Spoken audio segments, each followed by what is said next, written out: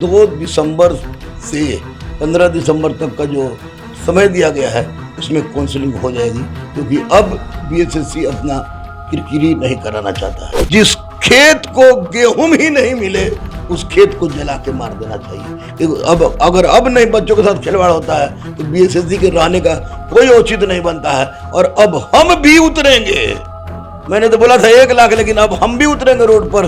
देखते हैं कि सरकार क्या करती है, आयोग क्या करती है। जो पत्र वायरल हुआ है और सारे लड़कों के दिमाग में आ गया है, अगर आप इसको नहीं पकड़ पाए तो निकम्मे हैं आप। और साथ में दारोगा का भी बहाली ये आ रहा है, और बीपीएससी में भी कुछ सीट बढ़ रहे हैं, यानी होली से पहले दारोगा की बहाली, 3rd ग्रेजुएट लेवल की बहाली, और इंटर स्टडी की बहाली, और फिर सिपाही की बहाली ये फिर आ रही है। मैं दावे के साथ कह सकता हूँ, लड़के को जितना मीम बनाना है बनाए, मुझे कोई फर्क नहीं पड़ता है।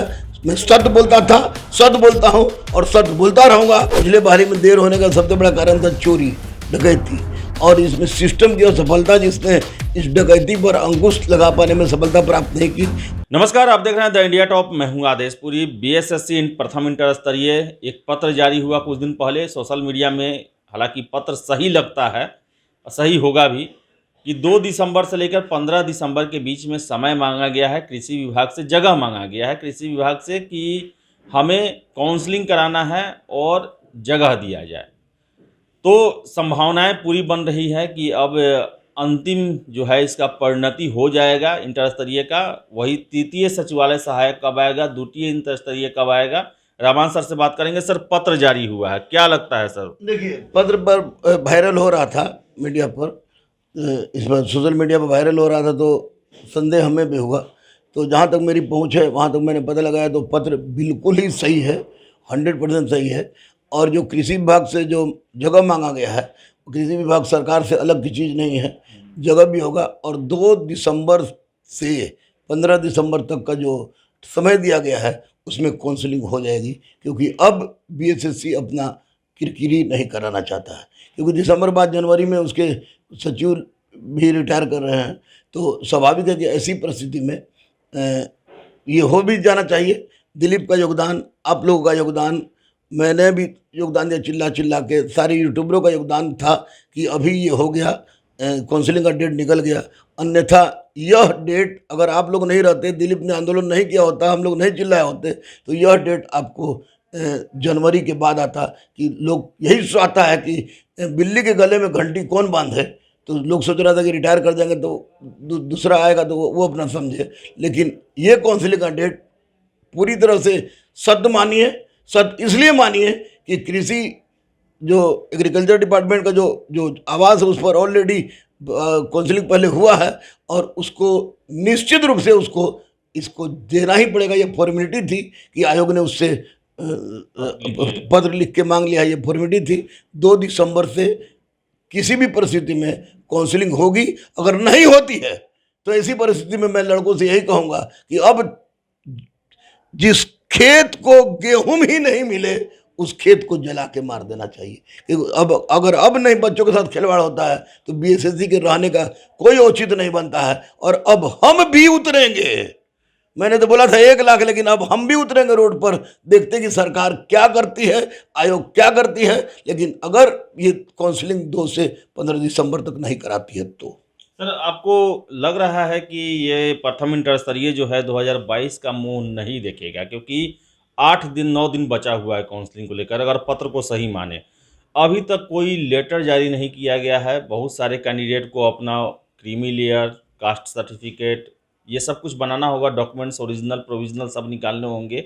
तो फिर कैसे हो पाएगा ये? देखिए आदेश, अगर ये सही नहीं है, गलत है, तब भी आयोग चोर है।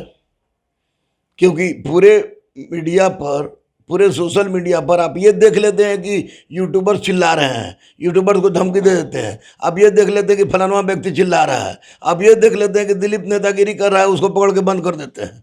आप ये सब देख लेते हैं। तो वैसी परिस्थिति में आप ये नहीं देख रहे हैं कि 2 दिसंबर से 15 दिसंबर तक आपके नाम से, आपके सिग्नेचर से जो पत्र वायरल हुआ है और सारे लड़कों के दिमाग में आ गया है, अगर आप इसको नहीं पकड़ पाए तो निकम्मे हैं आप। लेकिन ये निकम्मापन की बात नहीं है, क्योंकि ये पत्र सही है और किसी भी परिस्थिति में 2022 का मुंह नहीं देखेगा। ये 2014 की इंटर स्तरीय वैकेंसी 2022 में इसको किसी हालत में पटाक्षेप कर देना है, अन्यथा बीएसएससी का पटाक्षेप हो जाएगा। सर ये द्वितीय इंटर स्तरीय और तृतीय सचिवालय सहायक, देखिए पेपर देखते देखते छात्र परेशान हो गए हैं, कब आएगा एडवर्टीजमेंट? छात्र परेशान मत हो, स्पष्ट रूप से आपने जब भी पूछा मैंने बताया है कि द्वितीय इंटर स्तरीय और ग्रेजुएट लेवल दोनों की वैकेंसी निकल कर आपको क्रिएट हो चुकी है। यह इंटर स्तरीय का समाप्त होने के साथ साथ होली के पहले तक ये सारा वैकेंसी आएगा और साथ में दारोगा का भी बहाली ये आ रहा है और बीपीएससी में भी कुछ सीट बढ़ रहे हैं, लेकिन होली के पहले फरवरी तक सारी वैकेंसी आ जाएगी। होली तक हाँ यस, होली तक इंतजार कर रहे हैं, इसलिए कि इसके आपको लगेगा 15 दिसंबर तक तो इसका यही है, रिजल्ट दे देते जनवरी बीत जाएगा, जनवरी फरवरी के बाद किसी भी परिस्थिति में फरवरी में ही ये आपको दे देंगे, किसी भी हालत में दे देंगे, वैकेंसी दे देंगे, क्योंकि वैकेंसी 3000 तो ग्रेजुएट लेवल का निकला हुआ है ऑलरेडी।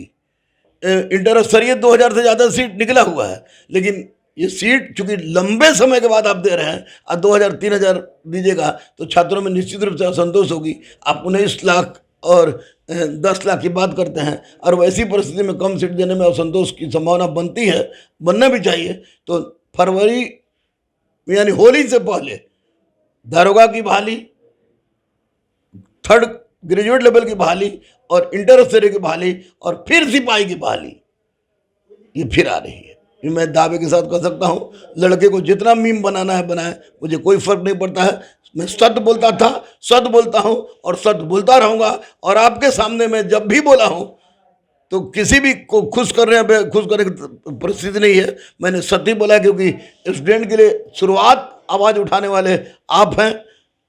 मैंने देखा है, मैं देख रहा हूँ और लगातार आवाज़ उठा रहे हैं। तो वैसी परिस्थिति में निसंदेह अब बहाली आ जाएगी, वरना बहुत दिक्कत है। बहाली तो आएगी, लेकिन क्या लगता है सर जल्दी पूरा होगी कि उसमें भी सर 3 साल 4 साल नहीं लगेगा? उसमें देर नहीं लगेगा। देर पिछले बहाली में हुआ तो पिछले बहाली में देर होने का सबसे बड़ा कारण था चोरी डकैती, और इसमें सिस्टम की असफलता जिसने इस डकैती पर अंकुश लगा पाने में सफलता प्राप्त नहीं की।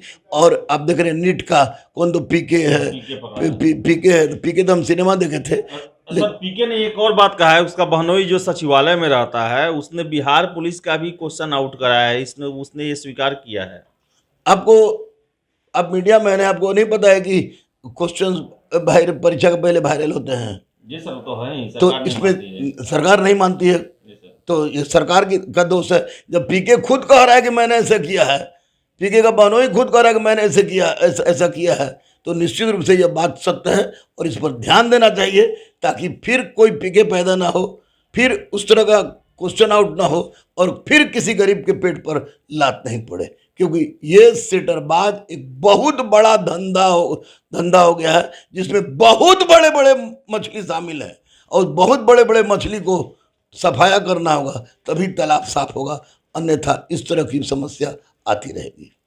तो रहमान सर थे, इनका कहना है कि प्रथम इंटर स्तरीय जो कि 7.5 सालों से चल रही है, 2022 का मुंह नहीं देखना चाहिए। सर को ऐसा लग रहा है, विश्वास हो रहा है और भगवान करे कि नहीं देखे, दिसंबर तक ही ये फाइनल हो जाए।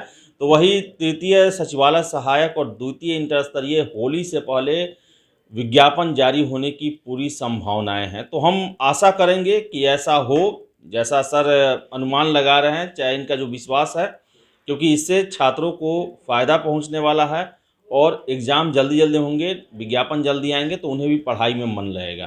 तो फिलहाल इस वीडियो में इतना ही। वीडियो पसंद आया लाइक शेयर करें, हमारे चैनल द इंडिया टॉप को सब्सक्राइब जरूर कर लें। धन्यवाद।